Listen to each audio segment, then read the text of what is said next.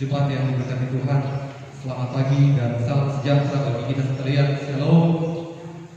Damai di hati, terpujilah nama Tuhan di hari yang indah ini, di hari Minggu tanggal 26 Juli 2020. Kita sebagai jemaat PIM Tambala, kita akan beribadah bersama melalui siaran TV kabel di saat ini, dan ibadah kita akan kita mulaikan. Dan ibadah akan dipimpin langsung oleh, kami sebut dengan kasih, Pendeta Bapak Romi Mokropis, Sarjana Teologi. Dalam persiapan, marilah kita berdiri dan kita memulaikan ibadah kita dengan menyanyi dari Kidung Jemaat nomor 343 ayat 1, Dunia Dalam Rawat Layar.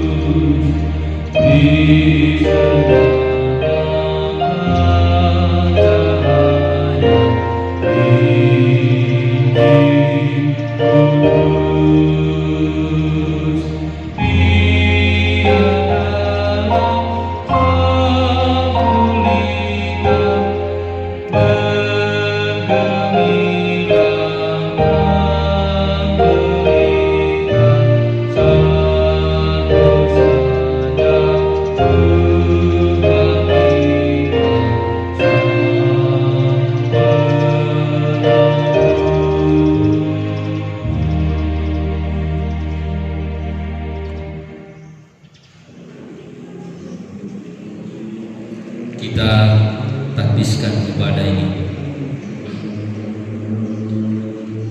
Ibadah ini ditakbiskan hanya di dalam nama Allah Bapa, Anak dan Roh Kudus. Amin. Kasih karunia dan damai sejahtera dari Allah Bapa kita dan dari Tuhan Yesus Kristus menyertai saudara-saudara.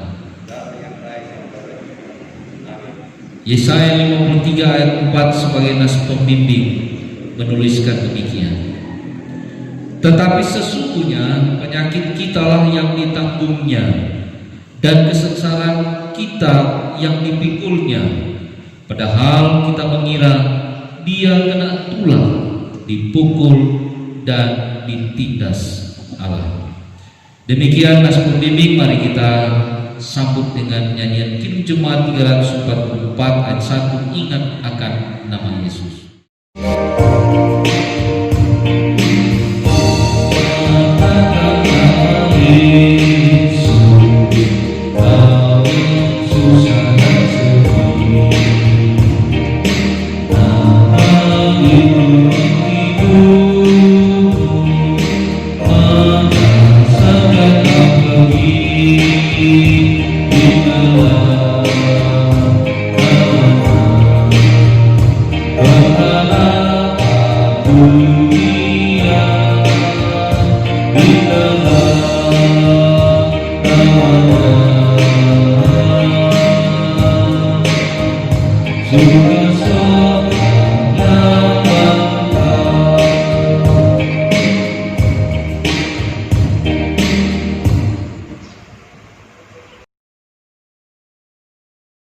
Jemaat dipersilakan duduk.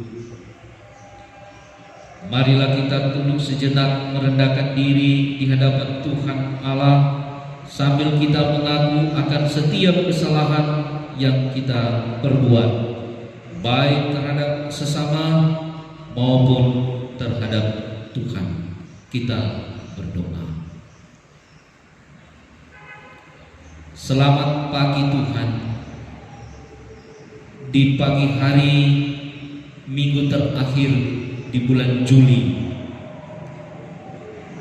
kami angkat lagi oleh Tuhan, boleh beribadah, boleh bersekutu untuk menikmati satu persekutuan yang indah dengan Tuhan.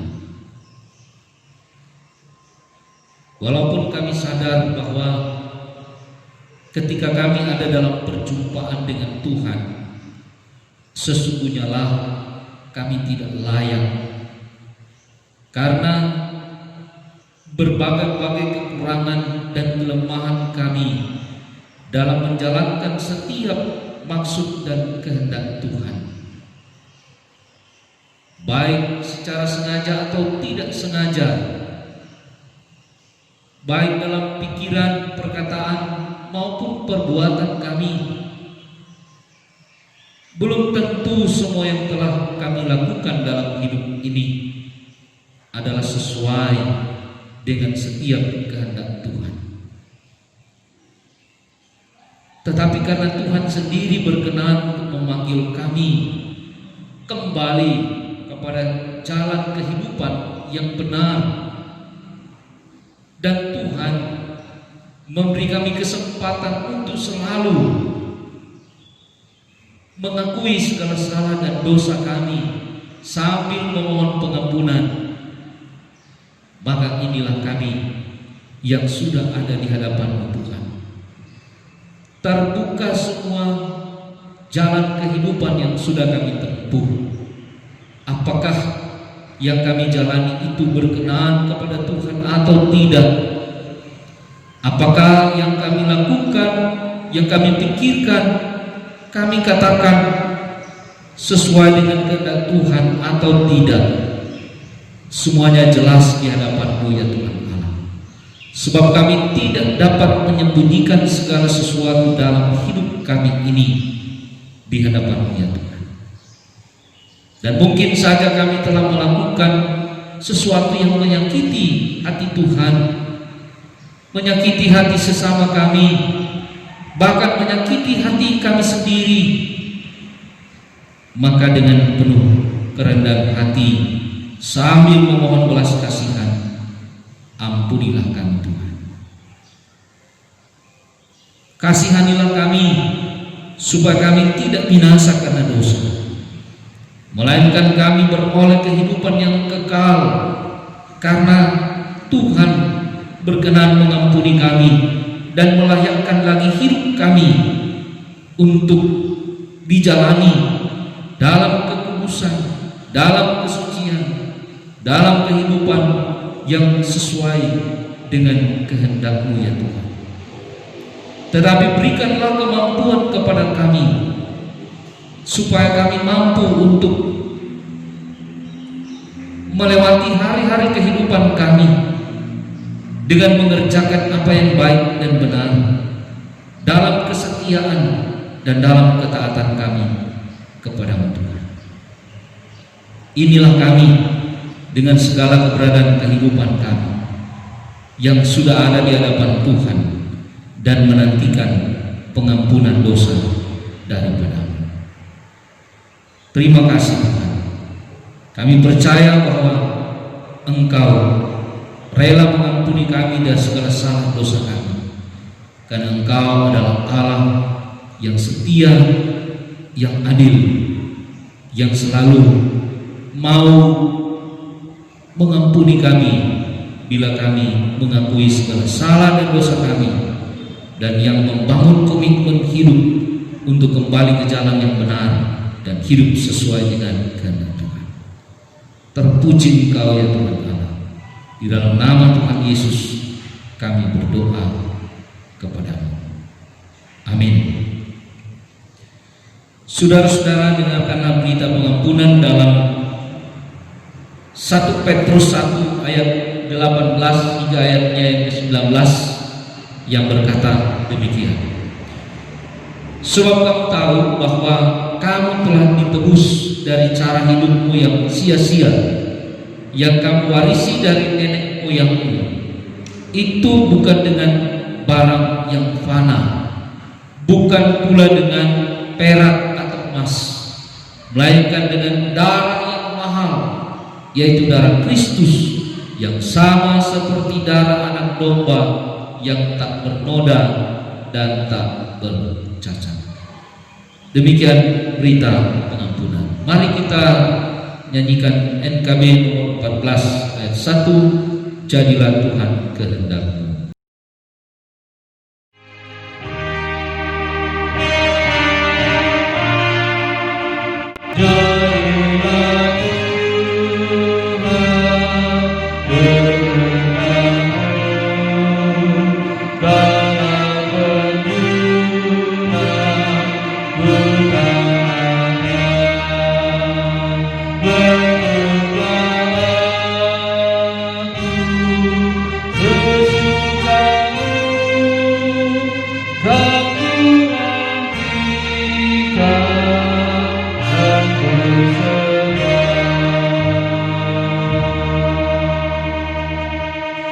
Mari kita berdoa untuk pemberitaan firman Tuhan. Mari berdoa. Mengikuti jalan-Mu supaya kami menikmati hidup dalam kelimpahan berkat Tuhan. Kami harus banyak belajar dari kebenaran firman-Mu, ya Tuhan. Dan inilah waktu bagi kami di mana Tuhan hendak memperdengarkan suara firman lewat pembacaan Alkitab dan pemberitaan firman lewat khotbah. Tuntun kami dengan Roh-Mu yang kudus, supaya kami tidak dibiarkan untuk memahami firman itu menurut cara berpikir kami sebagai manusia, tetapi kami dituntun untuk mengerti firman itu menurut kehendak-Mu, ya Tuhan. Kami mempersiapkan hati dan pikiran kami untuk menyambut firman-Mu di dalam nama Yesus Kristus, firman kehidupan. Amin. Saudara-saudara, mari kita akan ikuti pembacaan Alkitab menurut Kitab Perjanjian Baru, terambil dari Injil Markus pasal 2 ayat 1 sampai dengan ayatnya yang ke-12. Injil Markus pasal 2 ayat 1 sampai dengan ayatnya yang ke-12. Perikop firman Tuhan diberi judul orang lumpuh disembuhkan. Kemudian sesudah lewat beberapa hari, waktu Yesus datang lagi ke Kapernaum, tersiarlah kabar bahwa Ia ada di rumah. Maka datanglah orang-orang berkerumun sehingga tidak ada lagi tempat, bahkan di muka pintu pun tidak. Sementara Ia memberitakan firman kepada mereka, ada orang-orang datang membawa kepadanya seorang lumpuh, digotong oleh 4 orang. Tetapi mereka tidak dapat membawanya kepadanya karena orang banyak itu. Lalu mereka membuka atap yang di atasnya. Sesudah terbuka, mereka menurunkan tilam tempat orang lumpuh itu terbaring. Ketika Yesus melihat iman mereka, berkatalah Ia kepada orang lumpuh itu, "Hai anakku, dosamu sudah diampuni." Tetapi di situ ada juga duduk beberapa ahli Taurat. Mereka berpikir dalam hatinya, mengapa orang ini berkata begitu? Ia menghujat Allah. Siapa yang dapat mengampuni dosa selain daripada Allah sendiri? Tetapi Yesus segera mengetahui dalam hatinya bahwa mereka berpikir demikian. Lalu Ia berkata kepada mereka, "Mengapa kamu berpikir begitu dalam hatimu? Manakah lebih mudah mengatakan kepada orang lumpuh ini, dosamu sudah diampuni, atau mengatakan, bangunlah, angkatlah tilammu dan berjalan? Tetapi supaya kamu tahu bahwa di dunia ini Anak Manusia berkuasa mengampuni dosa. Berkatalah Ia kepada orang lumpuh itu, kepadamu kukatakan, bangunlah, angkatlah tempat tidurmu dan pulanglah ke rumahmu." Dan orang itu pun bangun, segera mengangkat tempat tidurnya dan pergi keluar di hadapan orang-orang itu, sehingga mereka semuanya takjub lalu memuliakan Allah, katanya, yang begini belum pernah kita lihat. Demikianlah firman Tuhan. Bapak, Ibu, saudara-saudara jemaat yang diberkati oleh Tuhan, dalam cerita firman Tuhan di pagi hari ini, kita diajak untuk memahami kehidupan kita bahwa sebagai manusia kita seringkali diperhadapkan dengan kelemahan-kelemahan tubuh jasmani kita, apalagi kalau kita diperhadapkan dengan sakit maupun penyakit yang pada prinsipnya membuat kita tidak dapat beraktivitas, kita tidak dapat bekerja, kita tidak dapat menjalani hidup secara baik, karena sakit memberikan gambaran kepada kita tentang adanya bagian-bagian tubuh jasmani kita yang tidak dapat berfungsi sebagaimana mestinya. Nah, kita membaca dalam firman Tuhan di pagi hari ini, ada seorang lumpuh yang sudah sekian lama terbaring, tidak bisa beraktivitas, tidak bisa berjalan. Mendengar bahwa Yesus sedang berada di Kapernaum, maka tentu apakah informasi yang tiba di telinga kepada orang lumpuh ini ataupun kepada saudara-saudaranya tentang kehadiran Yesus di Kapernaum membuat ada suatu gerakan dari orang yang sakit ini untuk pergi menjumpai Yesus. Apakah datang dari orang sakit itu atau datang dari lingkungan di sekitarnya? Nah, sehingga ada 4 orang yang berupaya untuk menggotong orang sakit ini dan berupaya untuk menjumpai Yesus yang sedang berada di satu rumah. Ini adalah kedatangan Yesus yang kedua kali ke Kapernaum. Kedatangan yang pertama, Yesus sudah mengadakan sebuah proses penyembuhan baik kepada mertua Simon ataupun kepada orang yang mengalami kerasukan setan dan beberapa orang yang disembuhkan oleh Yesus. Tentu kedatangan pertama Yesus ke Kapernaum membuat kota itu menjadi begitu rindu supaya orang-orang yang sakit di sana dapat dipertemukan dengan Yesus kembali. Dan sesudah Yesus mengadakan perjalanan ke Galilea, maka dia kembali ke Kapernaum. Di Kapernaum ini Yesus memberitakan firman, memberitakan Injil. Nah, sementara dia memberitakan firman di satu rumah, datanglah 4 orang yang sedang memikul orang lumpuh. Tetapi karena tidak bisa masuk ke dalam rumah sehubungan dengan begitu banyaknya orang yang mendengarkan berita yang disampaikan oleh Yesus, 4 orang ini tidak kehilangan semangat, tidak kehilangan akal. Maka diupayakanlah orang lumpuh ini untuk dinaikkan ke atas rumah. Mereka membongkar atap rumah dan menurunkan si lumpuh ini untuk menjumpai Yesus dari atap. Melihat tindakan ini, Yesus berkesimpulan bahwa luar biasa iman dari orang-orang itu. Yesus berpikir bahwa luar biasa iman dari orang yang lumpuh ini bersama dengan mereka yang menggotong dia.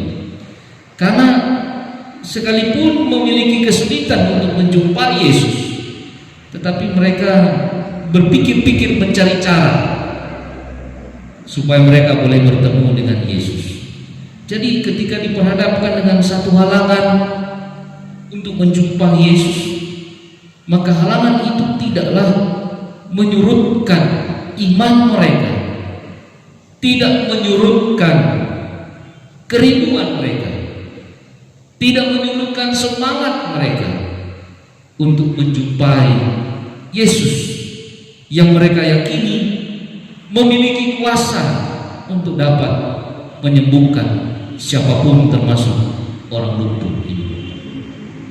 Dan itulah yang dilihat oleh Yesus ketika dia menyaksikan orang lumpuh ini diturunkan dari atas gunungan rumah. Yesus mengatakan luar biasa iman orang-orang ini. Nah, saudara-saudara, dalam kehidupan kita juga seringkali kita diperhadapkan dengan berbagai-bagai kesulitan untuk menjumpai Yesus yang kita imani memiliki kuasa. Kita seringkali memiliki halangan-halangan,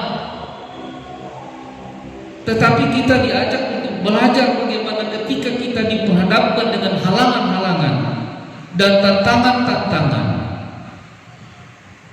kita bisa membayangkan ini orang lumpuh tidak bisa berjalan, tetapi toh karena didukung, karena ditunjang oleh orang-orang di sekitarnya untuk membawa orang lumpuh ini menjumpai Yesus, maka hal yang tidak mungkin untuk berjumpa dengan Yesus menjadi mungkin.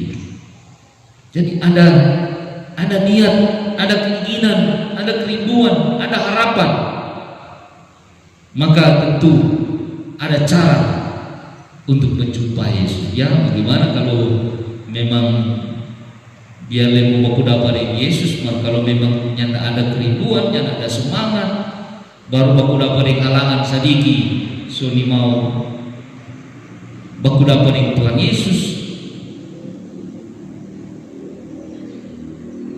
Nah, kita belajar bagaimana motivasi yang kuat dari orang yang lumpuh, kemudian ditopang oleh saudara-saudaranya. Mereka berupaya sekuat tenaga. Kumpulan orang banyak tidak menjadi halangan, hubungan rumah tidak menjadi halangan, maka berjumpalah si lumpuh ini dengan Yesus.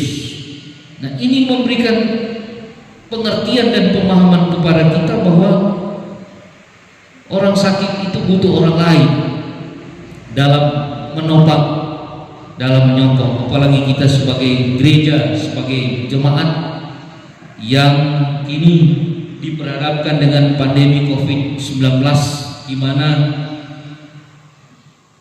penyakit ini membuat stigma di masyarakat, stigma di jemaat bahwa mereka yang terkena dengan penyakit ini harus dijauhi. Memang benar bahwa penyakit ini menular, tetapi apabila kita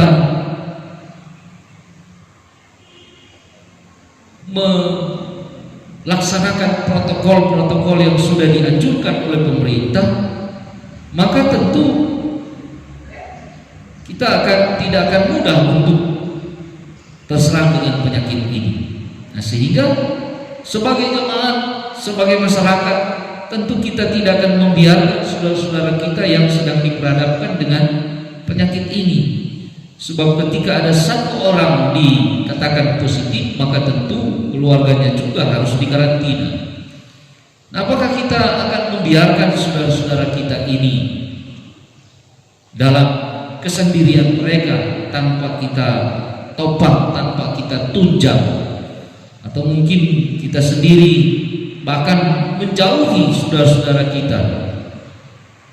Nah, kita belajar dari firman Tuhan ini bahwa arti hidup bersama dalam satu iman kepada Yesus Kristus membuat apa yang tidak mungkin menjadi mungkin, asalkan ada usaha, ada upaya yang dilandaskan kepada iman bahwa Yesus itu memiliki kuasa yang mampu menyembuhkan. Maka ketika terjadi perjumpaan antara orang lumpuh ini dengan Yesus, maka hal pertama yang Yesus katakan adalah dosamu sudah diampuni.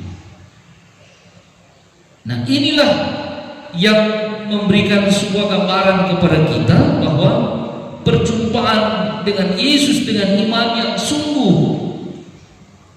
maka tentu saja hal yang pertama yang mau kita lakukan adalah bagaimana kita menikmati karya penyelamatan dari Yesus, di mana dosa sudah diampuni.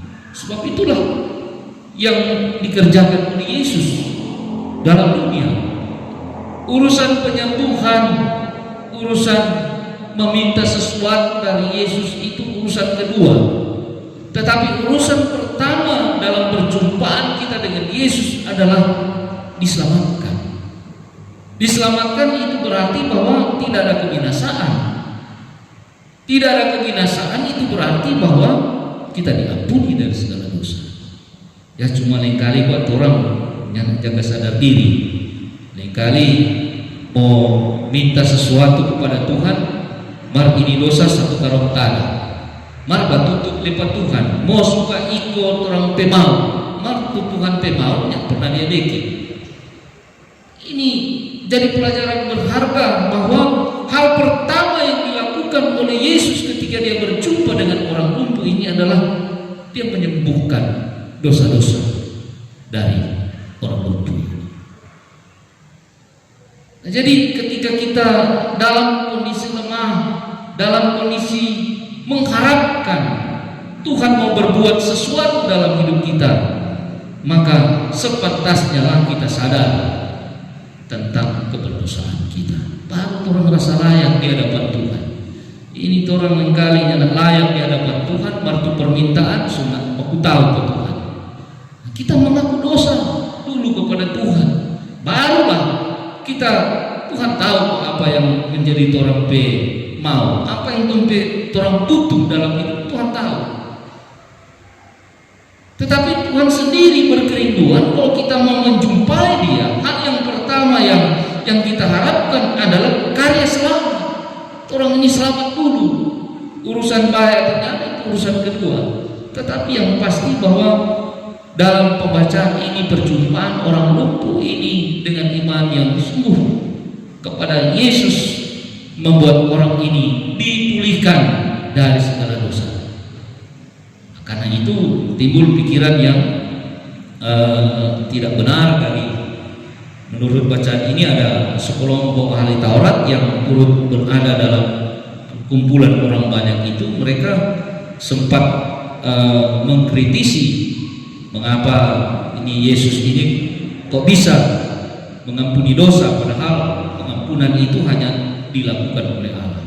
Tetapi Yesus tahu apa yang mereka pikirkan, sehingga kemudian Yesus mengatakan bahwa ya nak susah kok mau bilang mana lebih dulu, dosamu diampuni atau angkatlah tilammu dan berjalanlah. Nah, ternyata pengampunan dosa menjadi hal prinsip yang paling utama dalam perjumpaan kita dengan Yesus, karena dosa merupakan satu penyakit yang lebih berbahaya daripada corona. Dosa adalah satu penyakit menurut Yesus yang penyembuhannya hanya terjadi apabila berjumpa dengan Tuhan.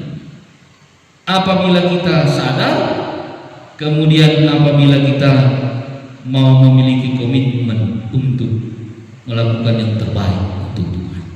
Baru sesudah itu Yesus kemudian mengerjakan proses penyembuhan bagi orang lumpuh.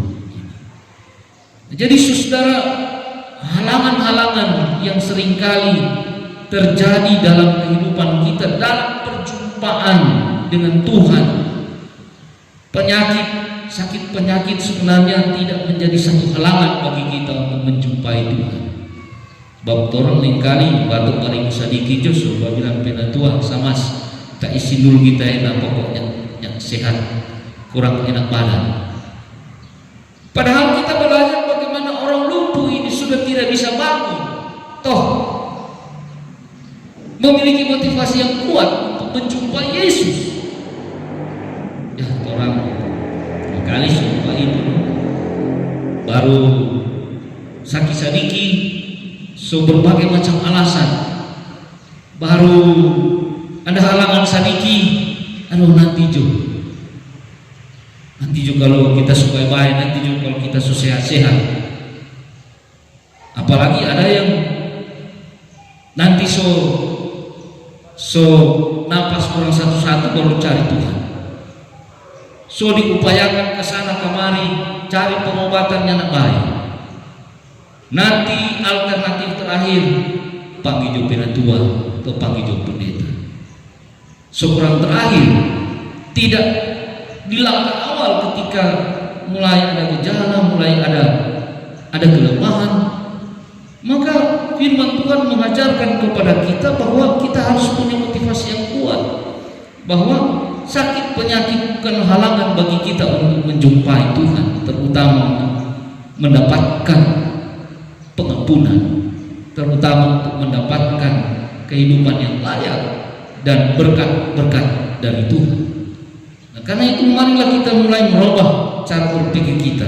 Kalau sakit lebih bagus ada dalam persekutuan dengan Tuhan. Kalau sakit lebih bagus berdapat dengan Tuhan Yesus di gereja, supaya memang betul-betul Tuhan lihat kita kok tidak sakit. Dan Tuhan, kenapa kita sedang sakit ada masuk gereja? Nah, tetapi orang seringkali ada halangan sedikit ya kita tidak mau bersekutu dengan Tuhan.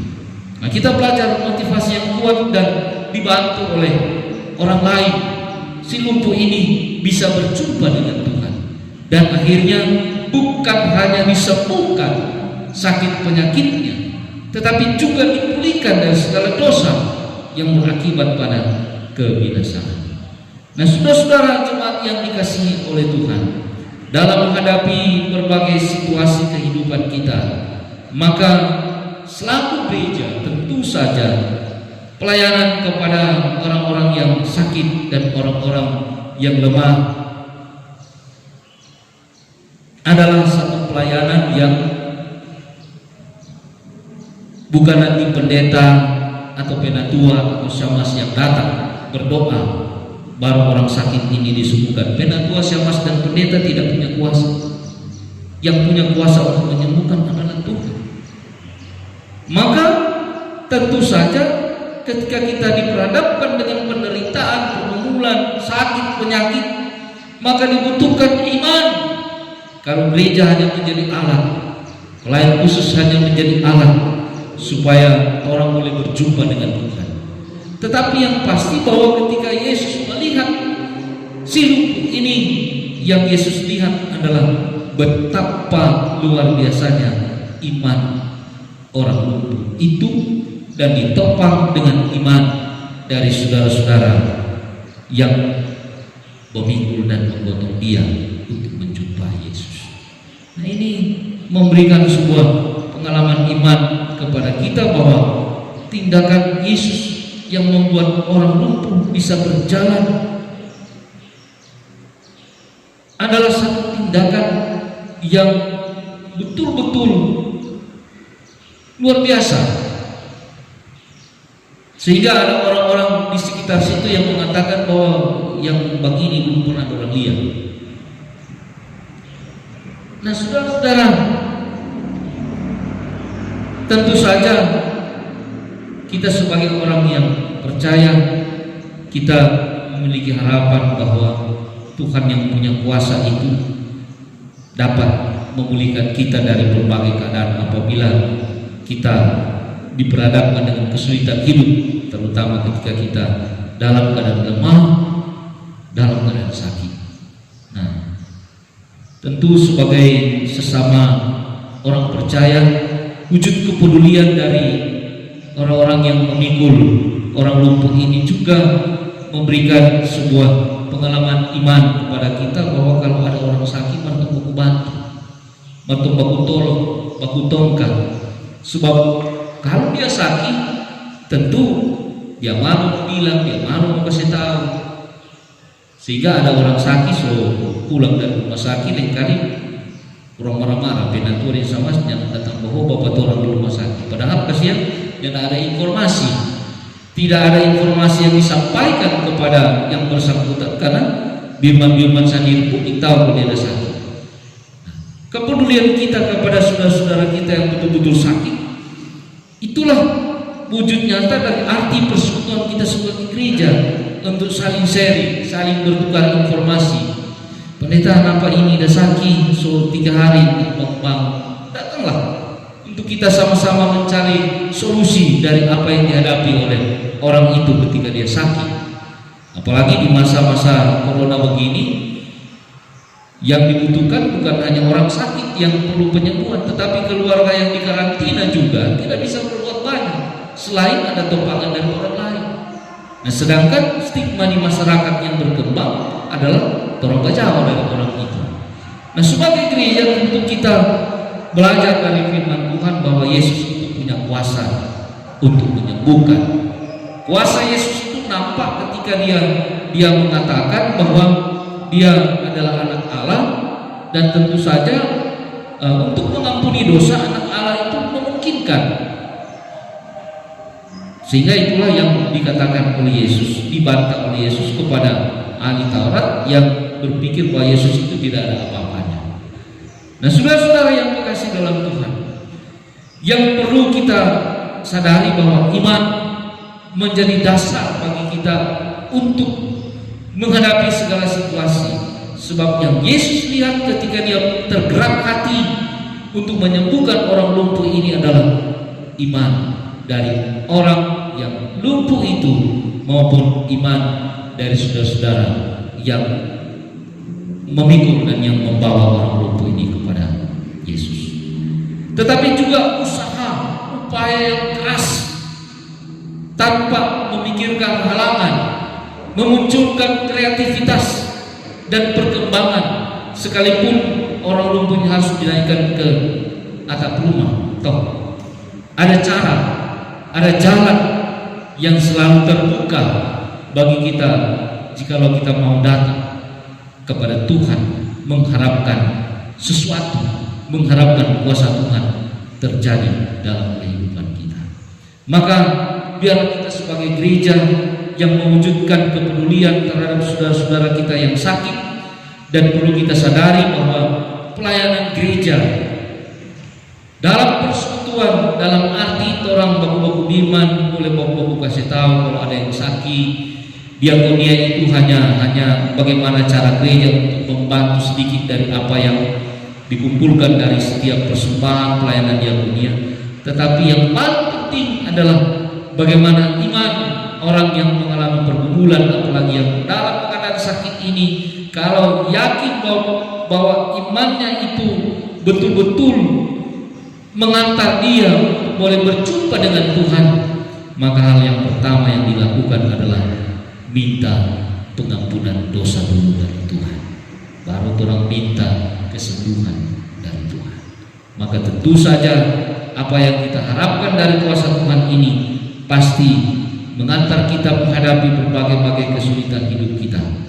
Kuasa Tuhan mampu menyembuhkan, mengapa tidak? Kuasa Tuhan itu jugalah yang mampu mengatasi berbagai situasi kehidupan kita di tengah pandemi COVID saat ini.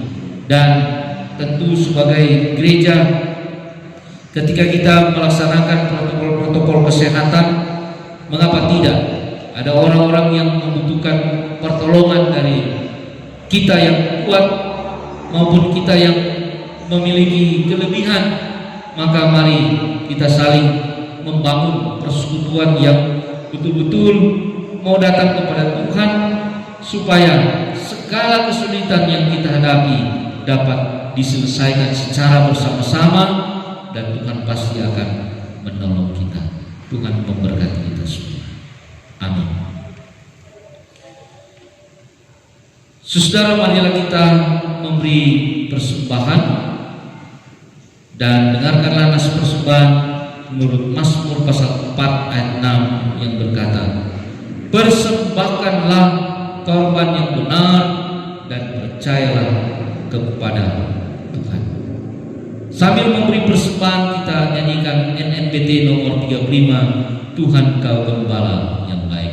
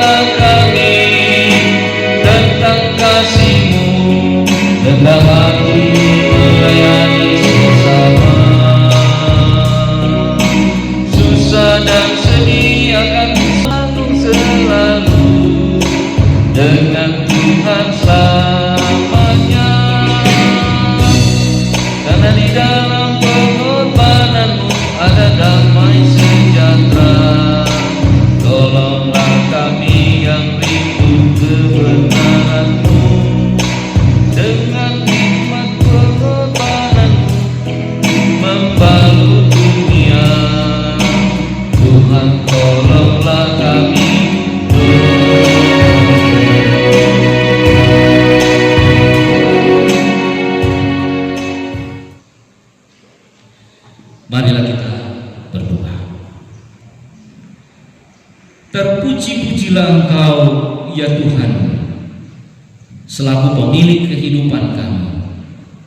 Apapun bisa terjadi dalam hidup kami, dan kami sungguh percaya dalam iman bahwa apapun yang kami hadapi dalam hidup ini, bersama dengan Tuhan, kami pasti dimampukan untuk melewati dan melaluinya.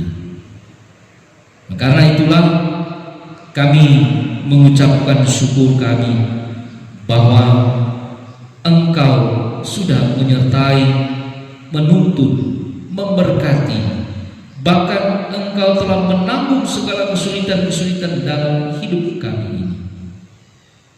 Dan karena itu kami percaya bahwa ketika ada yang berhari ulang tahun, itu pun adalah anugerah dan berkat Tuhan.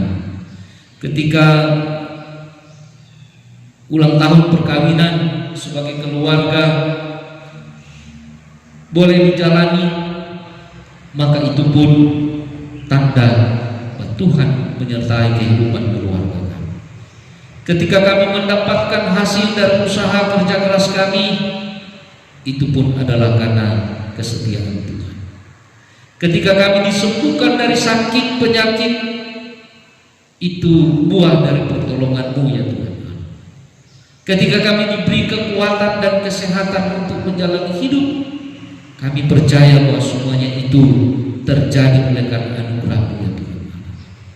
Tetapi juga ketika kami diperhadapkan dengan sakit penyakit, kekurangan, kelemahan, kegagalan, dan segala kesulitan dalam hidup ini, kami sungguh yakin juga bahwa Tuhan punya kuasa untuk melepaskan kami dari segala kesulitan-kesulitan yang terjadi. Demikianlah dengan situasi pandemi COVID-19 ini. Tetapi juga situasi kehidupan yang lain, ketika ada penyakit-penyakit lain ada halangan-halangan, kesulitan-kesulitan lain yang sedang teralami dalam hidup kami yakin bahwa Tuhan punya kuasa untuk menyembuhkan, untuk membebaskan kami dari segala kesulitan hidup ini. Dan biarlah kami memiliki iman dan pengharapan bahwa Tuhan akan menolong, akan memberkati, dan akan menyertai kami semua, sehingga kami mampu menghadapi segala tantangan dan kesulitan hidup yang kami alami.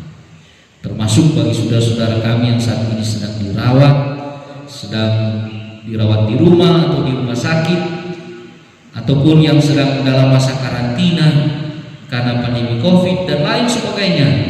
Tuhan, Engkau punya kuasa yang dapat memulihkan keadaan kami. Maka biarlah mereka yang saat ini sedang sakit disembuhkan oleh Tuhan. Namun ajarlah kami untuk selalu memiliki iman yang kuat bahwa kuasa kesembuhan itu dimiliki oleh Tuhan. Tetapi karena hikmat, kecerdasan manusia yang dianugerahkan oleh Tuhan, maka ada perawat, ada dokter, ada tenaga medis, ada orang-orang tertentu yang diberikan karunia khusus untuk menyembuhkan. Maka Tuhan memberkati semua upaya yang dikerjakan kami sebagai manusia yang mengharapkan campur tangan Tuhan, supaya segala usaha kami sebagai manusia yang diberkati oleh Tuhan membawa kesembuhan bagi saudara-saudara kami.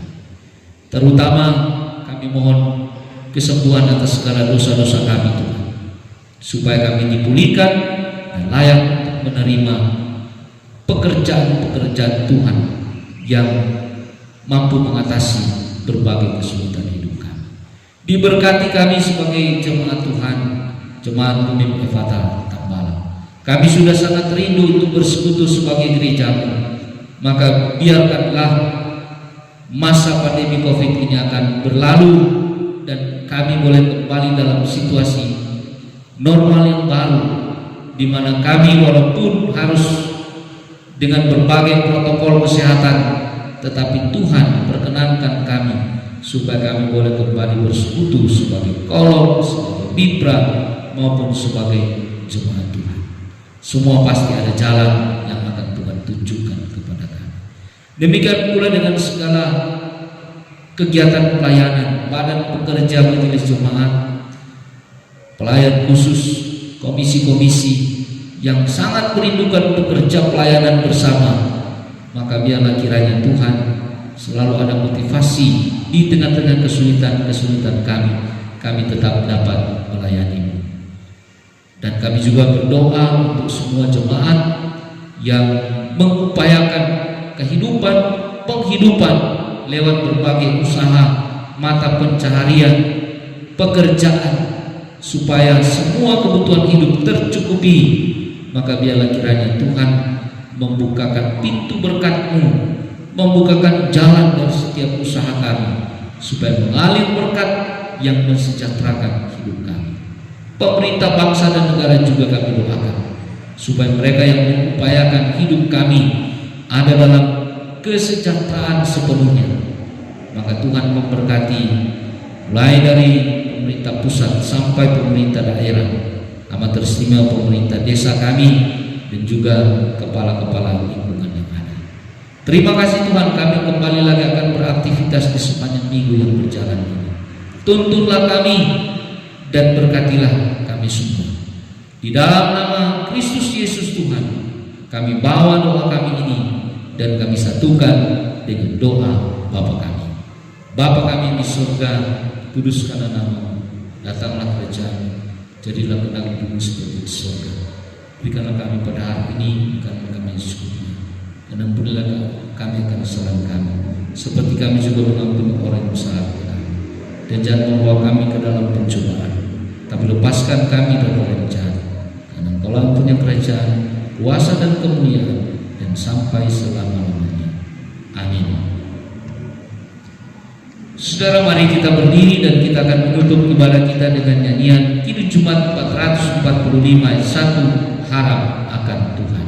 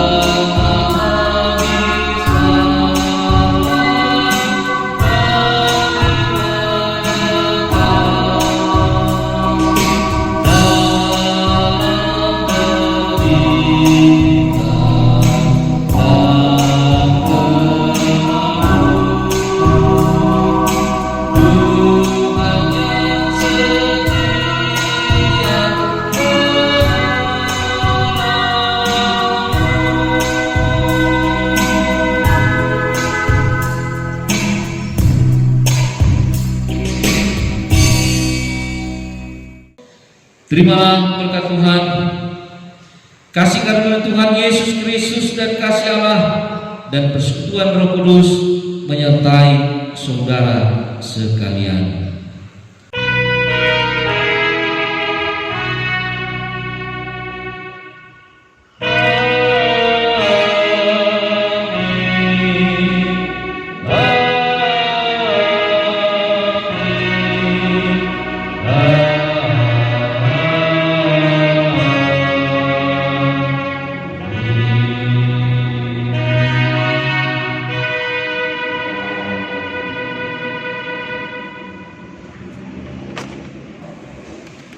Silakan duduk, demikianlah ibadah kita telah selesai.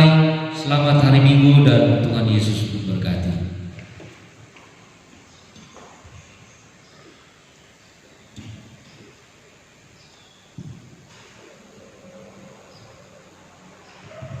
Demikian ibadah kita di saat ini sudah selesai. Dan tentunya atas nama Badan Pekerja, Pelayan Khusus dan seluruh jemaat pemimpin Kota Tambala menyampaikan banyak-banyak terima kasih kepada pemimpin ibadah kita di saat ini, Pendeta Bapak Romi Mukurupis Sarjana Teologi. Kiranya Tuhan memberkati kehidupan Bapak Pendeta, memberkati keluarga, istri, anak-anak, orang tua, saudara-saudara. Kiranya Tuhan memberkati segala apa yang menjadi kebutuhan keluarga pelayan ini. Dan amat terlebih Tuhan kiranya memberkati tugas pelayanan dan panggilan bersama-sama di Jemaat Pemimpin Kota Tambala. Sekali lagi disampaikan terima kasih, Tuhan Yesus memberkati. Terima kasih pula kami sampaikan kepada seluruh anggota jemaat yang sudah beribadah bersama melalui siaran TV Kabon ini. Tuhan memberkati kita semua. Selamat siang dan shalom.